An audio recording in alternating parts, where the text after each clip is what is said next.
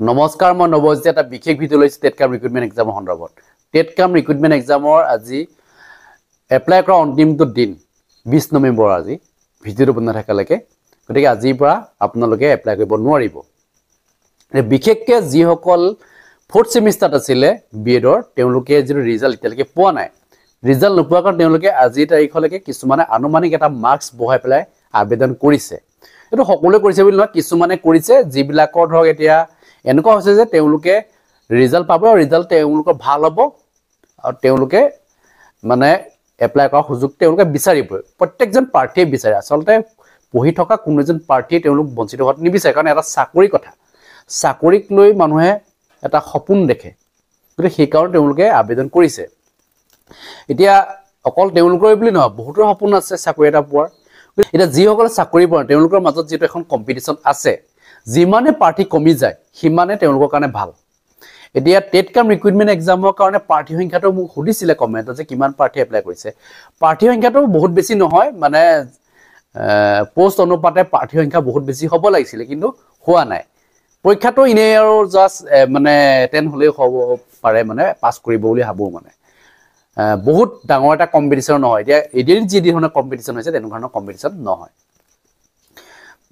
1 লাখ 1.5 লাখ কেন্ডিডেটৰ মাজত যদি কম্পিটিশন হয় কি আৰু হেতু 1 লাখ 1.5 লাখ তো নহয় কি তেনেকুৱা মানে ইমান প্ৰাৰ্থীও নাই খুব বেছি হ'ব পাৰে মানে 50,000 মান প্ৰাৰ্থী হয়তো হ'ব পাৰে বা 1 লাখ এনেকুৱা মান হ'ব পাৰে এই 1 লাখ কেন্ডিডেটৰ মাজত যেটো কম্পিটিশন হ'ব ইয়াৰ পৰা আকৌ কমাটো বহুতে বিচাৰি আছে যে হিমানো নালাগে তেওঁলোকৰ মতে মানে এতিয়া বিশেষকৈ 4th সেমিষ্টাৰত যি সকলে ধৰক আছে তেওঁলোকে এটা আনুমানিক মাৰ্কস বহাই তেওঁলোকে আবেদন কৰিছে তেওঁলোকে সেই আনুমানিক মাৰ্কস বহাটো কাৰেকচন কৰিব কেতিয়া 22 নৱেম্বৰ তাৰিখৰ পৰা 30 নৱেম্বৰ তাৰিখলৈকে যেটো তেওঁলোকক যেটো কাৰেকচন কৰিবৰ কাৰণে তেওঁলোকক সুবিধা দিছে তেওঁলোকে 22 নৱেম্বৰ পৰা 30 নৱেম্বৰ তাৰিখলৈকে কাৰেকচন কৰিব পাৰিব এটোতে তেওঁলোকৰ কাৰণে স্পেশাল চান্স গতিকে সেই সময়ছোৱাত যদি তেওঁলোকে যদি ৰিজাল্টটো লাভ নকৰে বিএডৰ ৰিজাল্ট যদি তেওঁলোকে লাভ নকৰে তেওঁলোকে পৰীক্ষাত বহি কিবা লাভ হ'ব জানো তেওঁলোকৰ পৰীক্ষাত বহিটো কোনো লাভ নহব লাভ এটাই হ'ব পাৰে তেওঁলোকৰ মানে এক্সপেৰিয়েন্স এটা হ'ব তেওঁলোকে পাস কৰিলে তেওঁলোকৰ কোনো ধৰণৰ লাভ নহব কাৰণ তেওঁলোকে চাকৰি লাভ নকৰিব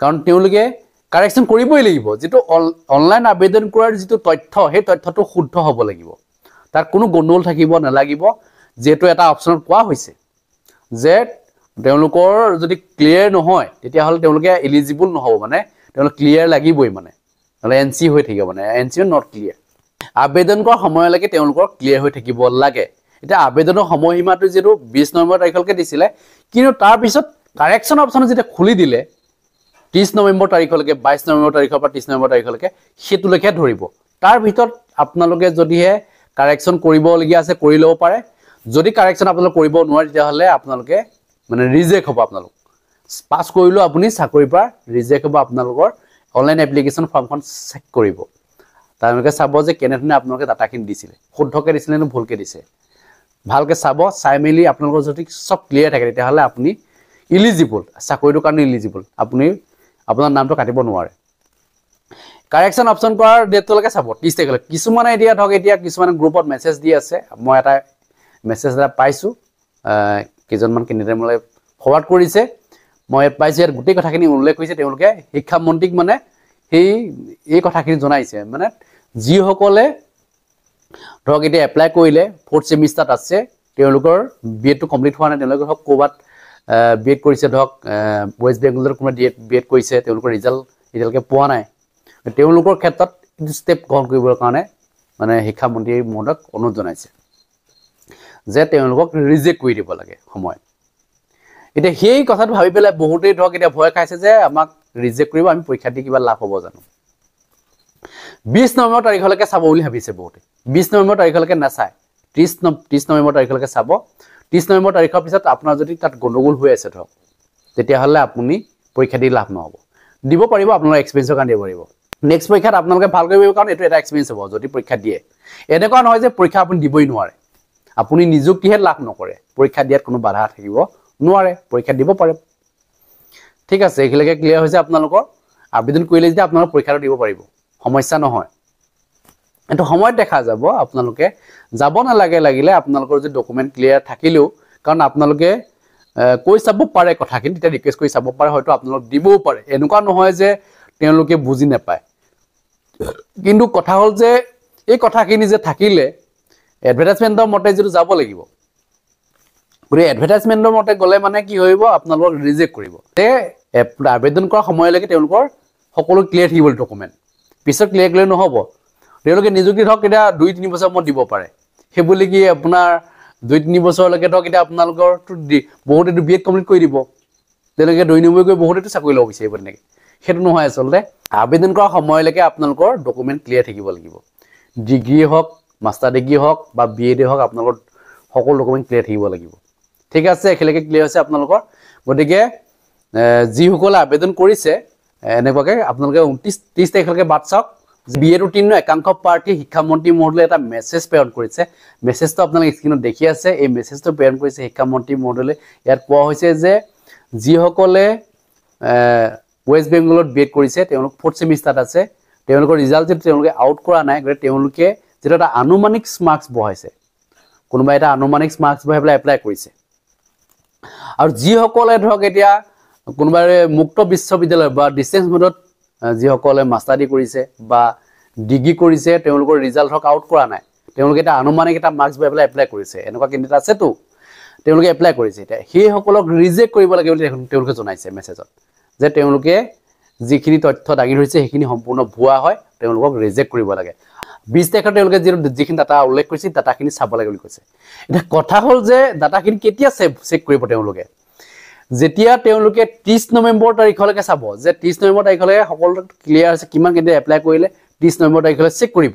কোনোবাই কাৰেকশ্যন কৰিছে, সেই কাৰেকশ্যন কৰা বস্তু তাত দেখুৱাই নাথাকে আৰু যে কাৰেকশ্যন কৰিলে কোনোবাই এটা আনুমানিক মাৰ্কছ দিলে, সেইটো এটা কি মাৰ্কছ দিছে তেওঁলোকে নাচায়। চাব কোনটো চাব, 30 তাৰিখৰ ভিতৰত আপোনালোকে যিসকলে আবেদন কৰিলে মানে কাৰেকশ্যন কৰিলে, সেইখিনিহে চাব যে কাৰেকশ্যন কি আছে।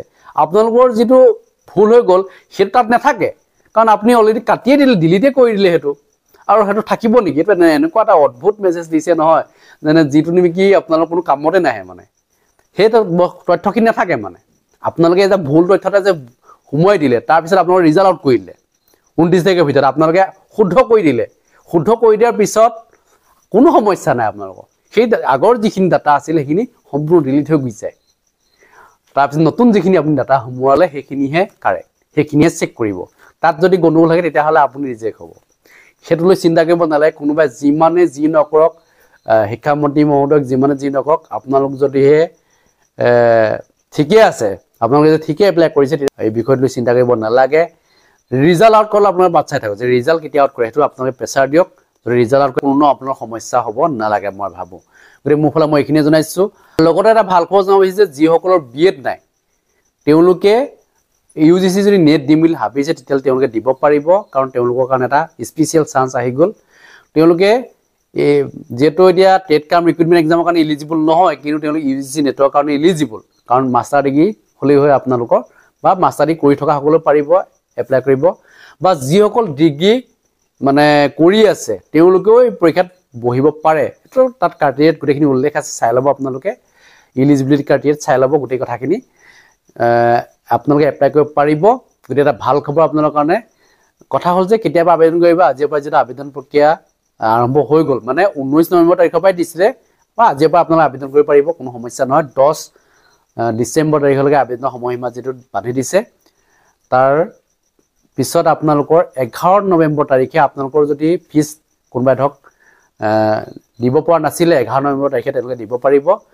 12 নৱেম্বৰ তাৰিখৰ পৰা 14 নৱেম্বৰ তাৰিখলৈকে আপোনালোক কাৰেকশ্যন অপশ্যনটো খুলি দিয়া হৈছে, কাৰেকশ্যনটো আপোনালোক কৰিব পাৰিব। আৰু পৰীক্ষাটো হ'ব জানুৱাৰীত ইতিমধ্যে ডেটটো এতিয়ালৈকে পাব্লিছ কৰা নাই, কিমান তাৰিখে হ'ব, এটা আনুমানিক ডেট এটা দি দিছে ইয়াত, ইমান তাৰিখৰ ভিতৰত হ'ব বুলি। ইয়াত গোটেইখিনি কথা উল্লেখ আছে, আপোনালোকে এইখিনি পঢ়ি মেলি চাব, মই বহুত বহলাই নকওঁ। 300 নম্বৰ এটা পৰীক্ষা হ'ব, মানে ফাৰ্ষ্ট পেপাৰ ছেকেণ্ড পেপাৰ দুটা পৰীক্ষা অনুষ্ঠিত কৰিব। গতিকে মাৰ্কছ কিমান আছে সেইটো চাই ল'ব আপোনালোকে, কোনটো পেপাৰত কিমান মাৰ্কছ আছে সেইখিনি চাই ল'ব। গোটেই কথাবিলাক মই বেলেগ এটা ভিডিঅ'ত যদি আপোনালোকে জানিব বিচাৰে তেতিয়া কথাখিনি জনাই দিম। আৰু যিসকলে ডিষ্টেঞ্চ মোডত ধৰক মাষ্টাৰ ডিগ্ৰী কৰিছে তেওঁলোকে ইলিজিবল হয় নহয়, তেওঁলোকো ইলিজিবল হয়, কাৰণ ইয়াত যিহেতু মাষ্টাৰ ডিগ্ৰীটোহে লাগে। আপোনালোকে ক'ৰ পৰা কৰিছে, ক'ৰ পৰা আপুনি মাষ্টাৰ ডিগ্ৰী কৰিছে সেইটো কথা ইয়াত উল্লেখ কৰা নাই। আপুনি মাষ্টাৰ ডিগ্ৰী কৰিলে হ'ল খালি আপুনি কোৱালিফাই হ'ব লাগে পাছ কৰিব লাগে তেতিয়া আপুনি প্ৰফেচাৰৰ কাৰণে যোগ্য লগতে আপোনালোকে PhD কৰোঁ বুলি কৰিব পাৰিব আৰু লগতে আপুনি ভাল এটা যদি স্কোৰ কৰিব পাৰে তেতিয়াহ'লে আপুনি JRF পাই যাব গতিকে এই কথাবিলাক আপোনালোকে ভালকে বুজাই দিম বেলেগ এটা ভিডিঅ'ত মোৰ ফালে মই এইখিনি যদি কিবা ক'ব লগা আছে নিশ্চয় কমেণ্ট চেকশ্যনত লিখিব ধন্যবাদ জয় অসম